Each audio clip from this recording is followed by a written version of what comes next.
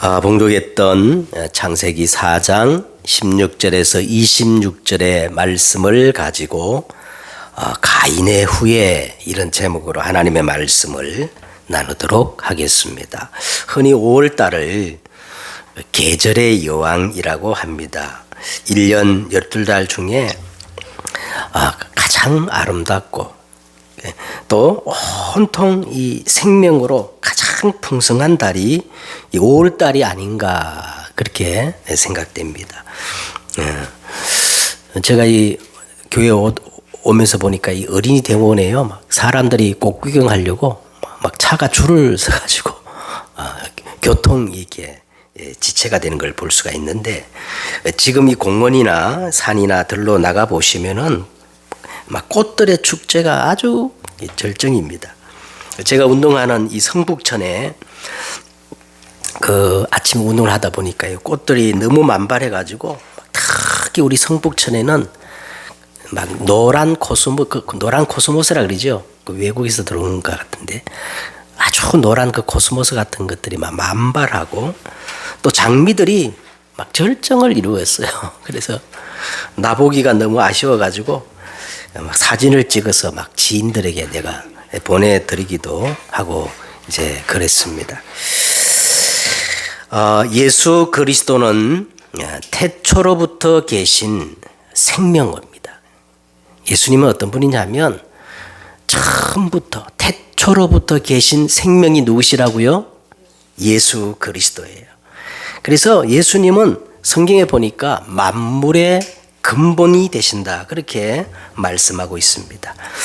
거기에는 어떤 것도 차별이 있을 수 없나니 예수 그리스도는 만유이시요 그리고 만유 안에 계시느니라. 그래서 저는 아름다운 꽃들을 볼 때 또 예수 그리스도의 이 생명이 풀 한 포기 한 포기에도 다 깃들어 있는 것 같고 온 땅에 이 생명으로 가득 찬 것 같아요. 하나님은 이 생명을 보존하고 생육하고 번성하여 땅에 충만하기 위하여서 이 땅에 하나님이 직접 두 가지 제도를 만드셨는데 그 두 가지 제도가 바로 뭐냐면 교회와 가정입니다. 그래서 5월달을 우리가 또 가정의 달이라고 그러지요. 그래서 이 5월달에는 어린이날, 어버이날, 스승의 날, 부부의 날 이처럼 이 가정의 의미를 되새기는 날들이 다 이렇게 집중되어 있는 것 같아요. 자, 오늘 하나님께서 우리에게 주시는 말씀도 이 가정이 얼마나 소중하고 중요한지 거기에 대한 말씀이 되겠습니다. 자, 오늘 말씀의 제목이 뭐였어요? 가인의 후예. 뭐 영화 제목 같기도 하고 뭐 이런 영화 제목이 제 기억으로는 얼핏 예전에 있었던 것 같아요. 가인의 후예라는 제목 영화가. 그리고 또 오늘 본문에 나오는데 에덴의 동쪽. 아마 이 나이 드신 분들은 옛날에 영화 좋아하시는 분들은 아마 기억할 거예요. 에덴의 동쪽이라는 영화도 있었던 것 같습니다. 자, 가인은 아벨을 죽인 대가를 하나님부터 이렇게 명시받잖아요. 단 내 생명은 보호해 주겠다 하면서 하나님께서 가인에게 표를 주잖아요. 자, 이 약속을 하나님께로부터 받고 가인은 이제 떠납니다. 자, 그런데 성경 기자는 표현을 이렇게 하고 있습니다. 16절을 한번 보세요. 16절이 아주 여러분 그냥 넘어가면 안 되고 너무 중요한 구절인 것 같아요. 16절. 자, 16절 앞부분만 읽겠습니다. 가인이 어떻게 했어요? 여호와 앞을 떠나서 이렇게 되어 있어요. 왜 이게 중요하냐면 사실은 오늘 이 구절이 우리 인생 모든 문제의 근본이에요. 우리 인생 가장 첫 번째 우리 인생 근본 문제가 뭐냐면 생명의 근원 되시는 하나님을 어떻게 해요? 떠남으로 이 땅에 인생 모든 문제가 생긴 거야. 맞죠? 네? 그러니까 이 구절이 얼마나 중요한 구절이 되겠습니까? 자, 그러면서 가인이 여호와를 떠나서 어디에 거주합니까? 에덴의 동쪽 노 땅에 거주하더니 하였습니다. 자, 이 에덴의 동쪽이라 그랬는데요. 여러분 기억을 한번 더듬어 보세요. 첫사람 아담과 하와가 범죄한 후에 어디로 쫓겨나 어디에 가서 거주하나요? 3장 24절에 보니까 에덴 동산 동쪽 그러죠? 그리고 홍수 이후 사람들이 어디로 옮겨가다가 이 바벨탑을 쌓습니까? 그들이 동방으로 옮기다가. 그러니까 이처럼 성경에서 항상 그 에덴의 동쪽을 언급할 때마다 언제나 이 의미가 뭐냐면 하나님의 반대편. 누구의 반대편? 하나님의 반대편. 하나님을 멀리 떠남을 의미할 때마다 에덴의 동쪽, 에덴의 동쪽. 그래서 에덴의 동쪽이라는 영화가 나온 것 같아요. 자, 그러면 하나님을 떠난 인생은 어떤 삶을 살까요? 자, 이 에덴의 동쪽, 하나님을 떠난 이 가인이 에덴의 동쪽 어디에서 살았어요? 놋이란 곳에 딱 살게 되었다 그랬죠. 놋. 그 놋이 거기 보면은 그 풋노트 그 밑에 각줄 한번 보세요. 그 놋이란 그 의미가 무슨 의미가 적혀 있습니까? 응? 좋은 성경을 가진 분들은 요 밑에 각주가 있는데 한번 보세요. 그 놋은 밑에 번호가 매겨져 있죠. 그 놋의 뜻이 뭐예요? 유리함 이렇게 되어 있습니다. 하나님을 떠난 인생은 하나님을 만나기 전까지는 그 어디에도 해답이 없어요. 그래서 영적 고아가 돼서 끊임없이 유리방황하게 되어 있습니다. 이것이 하나님을 떠난 아담의 숙명이에요. 숙명. 지난주에 말씀 나눴던 한 구절을 한번 보십시다. 11절에서 12절에 보세요. 자, 내가 땅에서 저주를 받으리니 그랬어요. 왜 가인이 간 곳마다 땅에서 저주를 받습니까? 죄 때문입니다.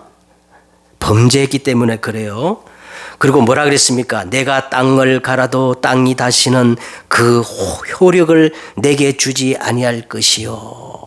왜 그러냐? 저주를 받아 배로 다니며 살아있는 동안에는 땅의 흙을 먹고 사는 이 옛뱀에게 탁 사로잡혀가지고 아무리 밭을 갈아도 땅이 다시는 그 효력을 주지 않기 때문에 그렇습니다. 운명에 장악됐다는 거예요. 운명에. 너는 땅에서 피하여 유리하는 자가 되리라.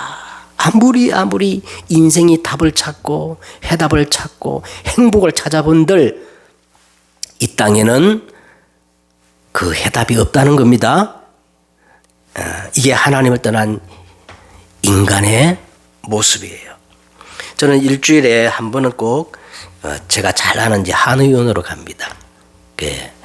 뭐 꼭 아파서 갈 때도 있지만은 딱히 아프지 않아도 일주일에 한 번씩은 가요. 왜냐하면 우리 처남이 운행하는 한의이기 때문에 그래요. 그래서 기도하러 갑니다. 이번 주에도 이제 가가지고 그 원장을 만나가지고 간단히 복음을 전하고 이제 기도하고 왔는데 간단히 이렇게 복음을 전했어요. 내가 자네에게 어떤 때는 막 이 강한 어조로 이 복음을 말하는데 그럴 이유가 있다. 이 예수 그리스도의 복음은 믿어도 되고 안 믿어도 되는 그런 성격이 아니야. 안 믿으면 절대 안 되는 멸망을 받는 복음이다. 에?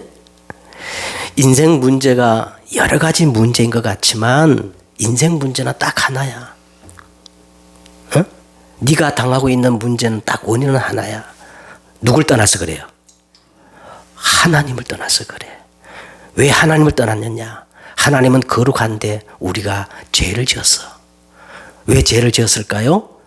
옛뱀, 마귀의 미혹을 받아 하나님을 떠나자마자 그 운명에 나도 모르게 사로잡혀서 내 맘대로 안 되는 거야. 이 문제를 해결할 수 있는 길은 오직 여자의 후손 그리스도밖에 없는데 그 그리스도가 누구냐? 바로 예수 그리스도입니다. 하나님께서 우리에게 다른 길을 주신 적이 없어요. 에? 이 복음을 전하고 간단히 이제 기도해 주고 왔는데 바로 오늘 그 내용입니다. 자, 오늘 가인이 여호와의 앞을 떠나 에덴 동쪽 노 땅에 거하여 유리 방황하다가 이제 가인이 드디어 방황하다가 뭐를 지었어요? 오늘 성경 안 읽고 왔나요? 뭐를 지었어요? 네? 성을 쌓는 거예요. 성을 지은 거예요. 자, 그래서 자, 오늘 본론 첫째로 보세요. 사단의 성을 지금 쌓는데 17절에 보세요. 17절에 이제 가인의 아내가 처음 등장하는데 그 이름이 밝혀지지 않았습니다. 그 의미는 가인이 결혼을 그렇게 소중하게 생각지 않았다는 반증이에요. 그러니까 이름이 안 나오는 거예요. 네? 그냥 자기가 좋아하는 아무 여자와 결혼한 겁니다. 그 17절을 보세요. 아내와 동침함에 그가 임신하여 누구를 낳았어요? 에녹이라는 자식을 낳았어요.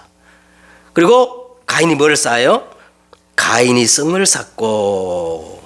자, 성을 쌓는다는 말은 많은 의미가 내포되어 있는데, 자, 이 성을 쌓는다는 이 말은 무엇을 의미하느냐? 첫째는요, 하나님에 대한 정면 도전입니다. 가인이 성을 쌓는 것은 하나님이 가인에게 허락한 벌을 반성하고 수용하는 삶의 모습일까요? 아니면 정면으로 하나님께 도전하는 삶의 모습일까요? 도전하는 거예요. 그냥 도전하는 게 아니라 더 적극적으로 하나님을 도전하는 겁니다. 이 가인이 쌓은 성이 이제 도시의 기원이 되고 인류 문명의 출발점이 되는데, 그 다음에 이 가인이 성을 쌓았다는 말은 두 번째는 뭐냐면 내 인생의 주인은 하나님이 아니고 나라는 겁니다. 내 인생의 주인은 하나님이 아니고 내 자신이라는 거예요. 내가 내 인생의 주인이 되어서 자신의 운명을 책임지겠다는 뜻입니다.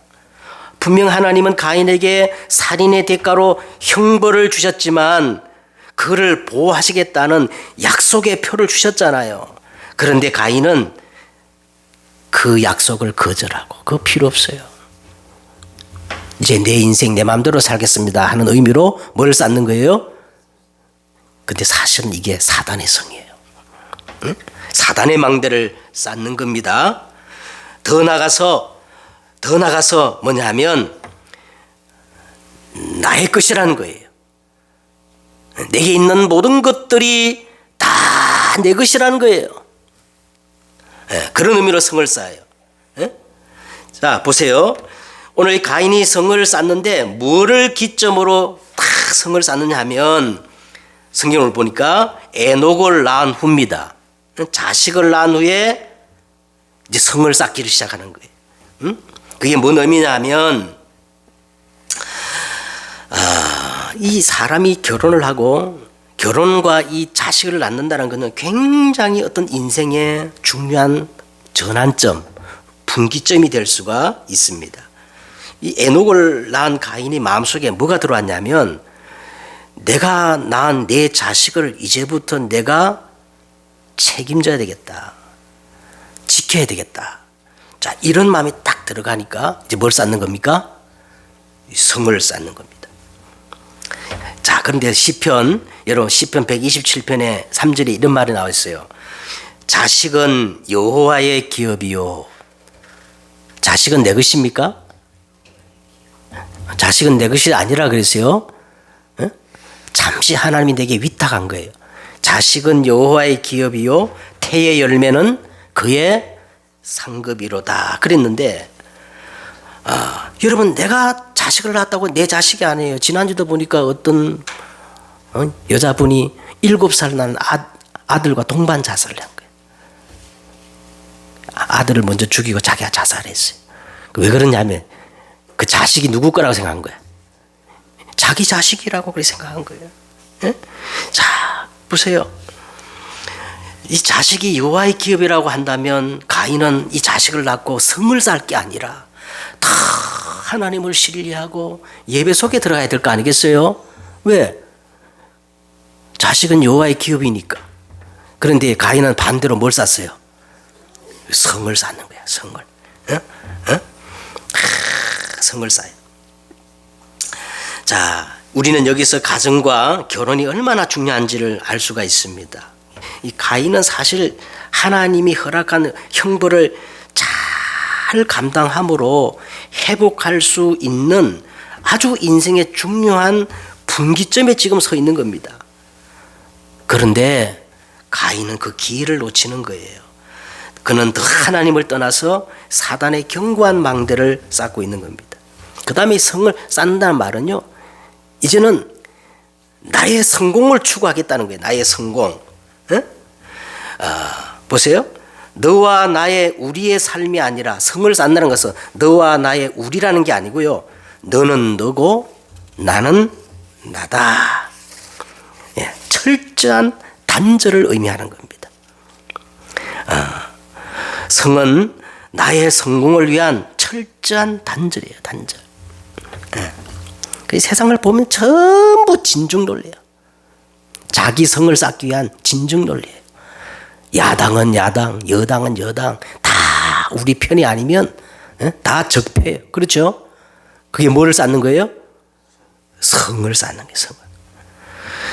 근데 그뿐 아닙니다. 오늘 성경을 자세히 보면은 인간을 철저하게 그리고 후대까지 무너뜨리는 사단의 전략이 나오는데, 우리 인간을 철저히 파멸시키고 그 후대까지 망가뜨리는 사단의 전략이 뭐냐면 가정 파괴입니다. 오늘 두 번째로 사단의 전략이 나온 가정 파괴. 17절을 보세요. 자, 읽겠습니다. 아내와 동침하여 그가 임신하여 에녹을 낳은지라 가인이 성을 쌓고 그의 아들의 이름을 성을 이름하여 에녹이라 하니라. 에녹이 이랏을 낳고 이랏은 무두야엘을 낳고 무두야엘은 무두사엘을 낳고 무두사엘은 뭐를 낳았어요? 자, 오늘 그 라멕이라는 것을 아주 여러분 동그라미를 쳐놔야 돼요. 라멕. 지금부터 이 가인의 6대 손인 라멕을 여러분 주목하여 보시기 바랍니다. 가인의 후손으로서 아주 절정을 찍는 인물이에요. 자, 이 사단이 어떻게 이 라멕을 통해서 가문과 가정을 파괴하느냐 하면, 첫째요, 이 가정 창조의 질서를 깨뜨려 버리는 거예요. 질서. 19절을 보세요. 19절. 라멕이 어떻게 해요? 아내를 몇 명 취했다고? 이게 창조의 질서를 깨는 겁니다. 하나의 이름은 아다요, 하나의 이름은 셀라였더라. 여기서 에덴 동산의 원초적인 가정 창조의 질서를 이 라멕이 깨뜨리고 일부 다처제가 시작되는 겁니다. 이게 사단의 전략이에요. 사단. 창세기 3장 23절에 창세기 2장 23절에 보니까 첫사람 아담이 하와를 처음 보자 어떻게 고백했어요? 이는 내 뼈 중에 뼈요 살 중에 살이로다. 그렇게 하와를 처음 보자마자 이 사랑을 고백했던 아담이 창세기 3장 이후 범죄한 이후에 이 고백이 달라졌어요. 어떻게 달라졌느냐? 아담이 이르되 하나님이 주셔서 나와 함께 있게 하신 저 여자, 그가 그 나무 열매를 내가 줌으로 내가 먹었나이다. 이 사단이 끊임없이 부부 갈등을 유발시킵니다. 그럼 이 부부 갈등 문제가 그대로 자녀들에게 이제 전달되는 거예요. 이게 어떻게 전달되느냐? 가문의 대물림으로. 자, 여러분 한번 보세요. 아담 가문의 영적 대물림을 우리가 생각한다면요, 이 가문의 대물림이 있거든요. 아담 가문의 영적 대물림이 뭘까? 제가 생각해 보니까 원망과 핑계인 것 같아요. 가인도 똑같이 원망, 핑계. 그래서 그 가인이 그의 아우를 이렇게 살인하고 동족 상잔의 이 비극이 일어나지 않습니까? 그 후에 여러분 성경을 보세요. 가인의 그 가문 속에 계속 흐르는 영적 문제가 뭐냐? 살인입니다. 살인. 예, 가인이 아벨을 죽였잖아요. 그 가인의 가문 속에는 계속 영적인 그 문제가 흐르는데 살인이에요. 살인. 여러분 어떤 집안에는요 항상 이렇게 뭐 객사하는 집안이 있어요. 그런 집안이 있어요, 없어요? 어떤 집안은 계속 알코올 중독 집안이 나와요. 어떤 집안을 보면 자꾸 단명하는 집안이 있어요. 있어요, 없어요? 자살하는 사람도 있습니다. 이렇게 가문의 이 사단이 이렇게 가문의 대물림으로 이렇게 역사를 하고 있는 겁니다. 이게 어느 정도 하면 오늘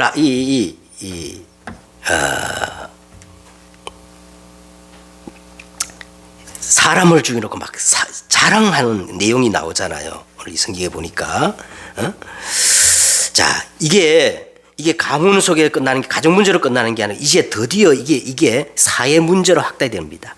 창세기 6장 2절에 보니까 하나님의 아들들이 사람들의 딸들의 아름다움을 보고 자기들이 좋아하는 모든 여자를 아내로 삼는지라. 네피림의 문화가 바로 이 가정에서부터 시작됐다는 겁니다. 이처럼 사단이 개인과 후대까지 무너뜨리는 그 전략이 바로 뭐냐면 가정을 파괴하는 거예요. 여러분 지금도 한번 보세요. 온갖 인권이라는 그 미명하에요. 얼마나 말도 안 되는 역기능의 가정들이 가정스러운 모습으로 합법화되고 정상으로 통합되는 것들이 우리 눈에 얼마나 많이 지금 목도하고 있는 거예요. 자, 세 번째는 그래서 인류의 모든 문제는 가정에서부터 더 심화되는 거예요. 왜 인류의 모든 문제, 인류의 사회, 정치, 경제 모든 문제가 사실은 어디서 시작돼요? 가정에서부터 시작됩니다. 가정에서. 그래서 이가정은 세상의 기준과 달라야 돼요. 자, 이 라멕의 첫째 부인의 이름이 이제 누구예요? 아다. 자, 이 아다라는 말이 어떤 말이냐면 히브리 말로 아다란 말은 꾸미다, 장식하다, 포장하다 이런 뜻이에요. 이 라멕이 첫째 부인을 얻었는데 이름이 뭐라고요? 아다라 그랬는데 아다 이름이 뭐라고? 꾸미다, 장식하다, 포장하다. 그런데 오늘 이 가인과 라멕이 그런 세상 기준으로 정말 자기의 보기에 좋은 이 여자를 그냥 골라가지고 결혼을 했던 겁니다. 그리고 또한 한 여자를 이제 안으로 맞아들였는데 신라의 그 이름이란 뜻은 그림자, 어둠이란 뜻이 있어요. 그래서 그 이름의 의미를 갖는 것처럼 당연히 이 가정에는 그림자가 들이오고 어둠이 많은 겁니다. 이렇게 해서 두 여인이 이제 세 아들을 낳았는데 뭐 세 아들만 낳겠어요? 무수한 아들을 낳았겠지만 대표성을 띈 세 아들이 오늘 나오는데 20절에 보세요. 20절에 아다는 야발을 낳았으니 그는 장막에 거주하여 뭐를 치는 자? 가축을 치는 자의 조상이 되었고. 자, 원래 가인의 가문은 농사를 짓는 사람입니다. 이 농사를 짓는 사람들이 이제는 뭡니까? 성을 쌓게 돼가지고 도시를 만드니까 이제는 뭡니까? 도시화가 되면서 분업화가 이루어져가지고 이제는 이 말 속에는 뭐가 있냐면 경제적으로 이제는요 부를 축적하게 됐다는 거예요. 응? 21절에 그의 아우는 유발이니 이 팔자 돌림인 것 같아. 야발, 유발. 그 아우 이름이 뭐예요? 유발이니 그는 수금과 퉁수를 잡는 모든 자의 조상이 되었으며. 자, 보세요. 전문적으로 음악하는 예능인이 등장했다는 말은 이제는 먹고 배부르고 등 따시고 여유를 부릴 만큼 살만한 시대가 되었다는 거예요. 자, 그러다 보니까 어떤 일이 벌어지느냐 하면 세 번째 일이 벌어져요. 22절에 신라는 누굴 낳았어요? 두발 가인을 낳았으니 그는 구리와 쇠로 여러 가지 기구를 만드는 자요 그랬어요. 이 두발 가인이 등장하는데 쇠로 여러 가지 기구를 만들었다. 우리 이 성경에 좀 순화시켜서 이렇게 번역을 했는데 성경 원문을 보면은 날카로운 철로 날카로운 사람을 죽이는 뭐를 만들었다는 겁니까? 칼, 무기를 만들었다는 거예요. 성을 쌓고 내 것을 지키기 위해서 이때부터 전쟁과 살육, 싸움이 일상화되었다는 거예요. 일상화. 이게 완전히 일상화될 정도가 아니고 세상 문화가 됐다는 겁니다. 그걸 어떻게 알 수 있느냐 하면 그 뒤에 나오는 라멕의 이 노래를 통해서 우리가 알 수가 있어요. 라멕이 지금 시를 져가지고 노래를 부르잖아요. 자, 좀 더 한번 세밀히 살펴보십시다. 라멕이 어떤 인물인지. 제가 보면 이 라멕은 완전히 사단의 성을 쌓고 사단의 노예가 된 사람. 이 라멕이 어느 날 두 아내에게 노래를 지어 이렇게 부릅니다. 23절에 보세요. 이 라멕의 노래가 나오는데 라멕이 아내들에게 이르되 아다와 실라여 내 목소리를 들으라. 라멕의 아내들이여 내 말을 들으라. 내 목소리를 들으라. 내 말을 들으라. 자, 여러분 이게 노래 형식으로 이렇게 시 형식으로 기록됐기 때문에 그 의미가 별로 우리에게 와닿지 않을 수가 있습니다. 그런데 이 성경 원문을 이렇게 보면은요, 굉장히 의기양양해가지고 그만하게 그들먹거리면서 이 부르는 노래예요. 아주 교만이 머리끝까지 차가지고 부르는 노래가 바로 오늘 이 라멕의 노래입니다. 자, 여기 그 내용을 보면 23절에 보세요. 자, 나의 상처로 말미암아 내가 뭐를 죽였고 사람을 죽였고 나의 상함으로 말미암아 내가 누굴 죽였다? 자, 이게 무슨 의미냐면 밖에 나가가지고 이 라멕이 이제 일을 한 것 같아. 일을 하다가 한 어린 소년이 실수로 라멕에게 상처를 이렇게 입혔던 것 같습니다. 그런데 이 라멕이 자기 분노 조절이 안 돼가지고 자기에게 그 상처를 입은 소년을 어떻게 했다는 겁니까? 죽였다는 거예요. 죽인 것도 문제인데 더 큰 문제가 뭐냐면, 자, 보세요. 자랑 삼아 자기가 그 어린 소년을 죽였다고 뭐 하고 있어요? 노래하고 있는 거예요. 노래하고. 이게 뭔 의미냐면 누구든지 나를 건드리기로 하면 다 이렇게 만들어 줄 거야. 응? 이것들을 아내들에게 지금 자랑하고 있는 겁니다. 자, 더 나가서요. 더 나가서 아주 정점을 찍는 문장 하나가 우리를 정말 놀라게 하는데, 자, 24절에 보세요. 가인을 위하여는 벌이 몇 배? 가인을 위해서는 벌이 7배일진데 나 라멕을 위하여 벌이 77배로다 그랬어요. 이 라멕이 자기 선조 가인의 이 표를 좀 알고 있은가 봐. 하나님이 가인을 내쫓을 때 표를 줬잖아요. 그죠? 그래서 가인을 죽이는 자는 몇 배로? 7배로 이렇게 벌을 내릴 거라 표를 줬는데 그걸 알고 있는 것 같아요. 그래서 가인을 위해서는 벌이 7배일진데, 자, 그 뒤에 나오는 게 과간입니다. 라멕을 위하여 벌이 77배이로다. 무슨 뜻이냐면 가인을 손대는 자는 7배의 벌을 받지만 내가 사람을 죽였다 해서 나에게 보고하거나 나를 대적하는 자는 몇 배로 응징할 거라는 거예요. 77배로 응징할 것이다. 여러분, 이게 솔직하게 말하면 이게 세상 논리예요. 지금 강대국의 논리가 다 그대로예요. 안 그래요? 러시아가 저 우크라이나를 침략해가지고 한 논리를 한번 보세요. 똑같은 논리예요. 똑같은 논리. 에? 이게 세상입니다. 세상. 이렇게 인류는 파멸로 멸망으로 치달아가고 있습니다. 소망이 없어요. 희망이 없습니다. 그래서 하나님은 어떻게 이 역사를 끝내실 건가요? 다행스럽게 성경이 왜 복음이라고 하느냐 하면 그 다음 절 때문에 그래요. 그 다음 절.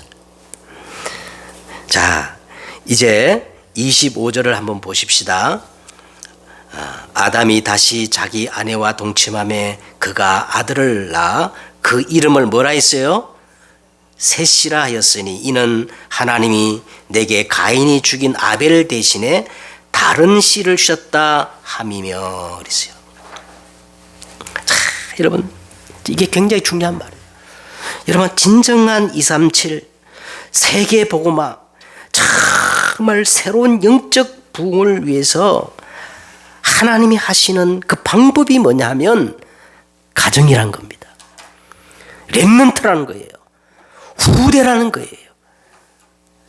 이게 새로운 영적 부흥을 위한 세계 복음화를 위한 하나님의 방법이에요. 하나님의 방법.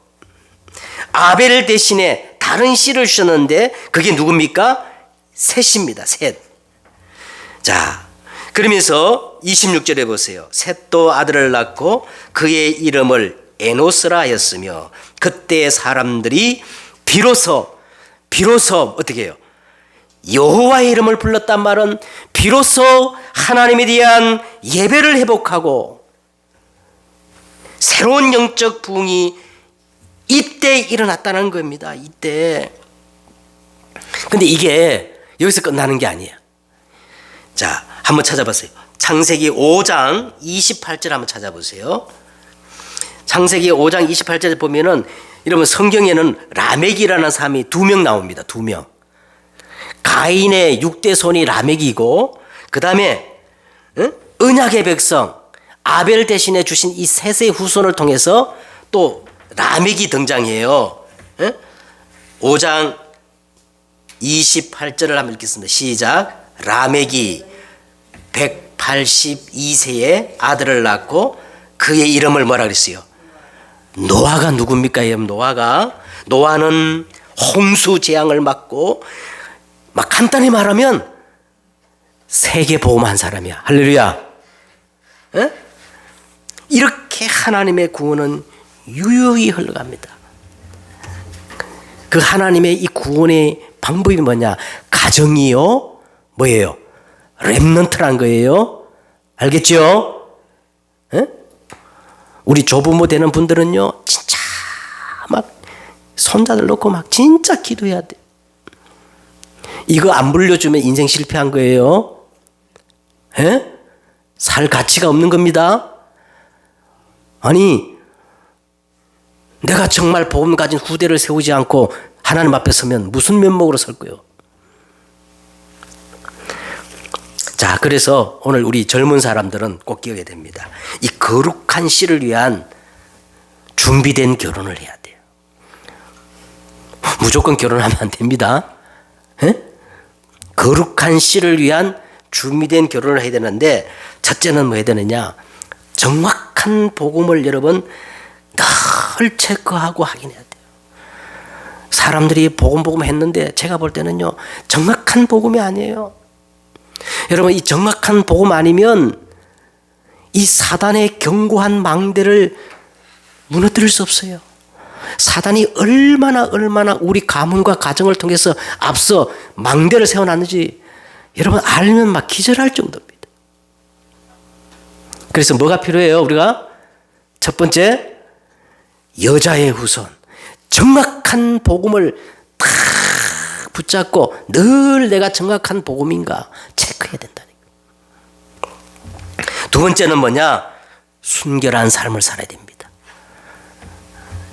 여자만 순결을 지키는 게 아니라 남자도 정절을 지켜야 돼요. 왜 그러냐면 순결한 삶 속에 어떤 씨가 나와요? 거룩한 씨. 하나님께서 예비한 거룩한 씨. 렘넌트. 성경에 보니까 거루특이라 그랬어요. 에? 근데 요새 보니까 지금 막 젊은 애들이 결혼을 안 하고 막 아무나 하고 지금 동거하고 막 일단 살아보고 결정한대. 그거 아닙니다. 그 속에서는 절대 거룩한 씨, 렘넌트가 나올 수가 없어요. 그래서 결혼을 위해서 여러분 진짜 기도 잘해야 됩니다. 결혼. 잠언서 31장 10절에 보니까 누가 현숙한 여인을 찾아 얻겠느냐. 그 값은 진주보다 더하니라. 그러니까 우리 인생의 가장 보배 중에 보배가 만남의 축복이래. 특히 어떤 만남? 현숙한 여인, 그리고 언약 가진 남편. 이게 만난 게 우리 인생의 복 중에 복이라는 겁니다. 그래서요, 출애굽기 2장 1절과 2절 보세요. 레위 가족 중 한 사람이 가서 레위 여자에게 장가들어 그 여자가 임신하여 아들을 낳았는데 그 아들이 누구냐? 한 시대를 바꾼 모세라는 거예요. 레위 여자란 말은 레인이란 말은 피언약, 정확한 언약과 복음을 아는 사람이란 말이에요. 그 아는 사람이 레위 여자를 탁 선택해서 장가들어 아들을 낳는데 그 아들이 이름이 뭐라고요?